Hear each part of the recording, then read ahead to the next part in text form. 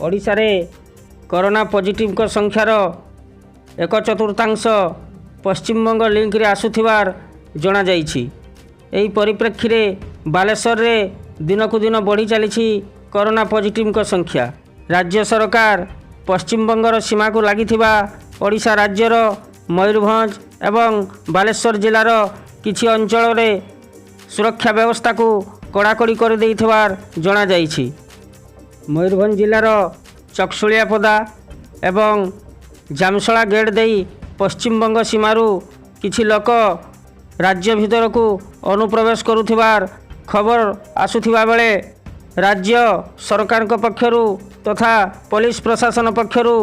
गतकाली ठारू उक्त अंचल गुड़िकरे सुरक्षा व्यवस्था को आहुरी बढ़ाई दिया जाइछि। पुलिस बल को आहुरी व्यापक करा जाइछि एवं जेभली भावरे अनुप्रवेश को संपूर्ण रूपे रोक लगा जाई परिबो से दिगरे कार्य करुछंती राज्य सरकार, जिला प्रशासन तथा पुलिस प्रशासन। पश्चिमबंग सीमांत अंचलर स्थिति समीक्षा करिया पई आज ओडिशा राज्य पुलिस महानिर्देशक अभय कुमार बारिपदा एवं बालेश्वर जिला गस्तरे आसी पश्चिमबंग सीमांतर विभिन्न अंचल परिदर्शन करथिले। मयूरभंज जिलार बारिपदा ठारे अपराह्न 2:15 रे पहुँची चकसुलियापदा 5th बाटालियन कार्यालय परिसर एवं अन्यान्य सीमांतवर्ती थाना अंचल परिदर्शन करी स्थिति समीक्षा करथिले एवं जिला पुलिस कार्यालय रे एक प्रेस विवृत्ति रे मयूरभंज जिले में सुरक्षा व्यवस्था सीमांत अंचल रे सब ठीक ठाक थिबार कहिथिले। मयूरभंज एवं बालासोर जिलार विभिन्न जगह बुलिके देखी लॉकडाउन इनफोर्समेंट भल गत काली आज मिसिके आम उड़ीसा बंगाल बॉर्डर रे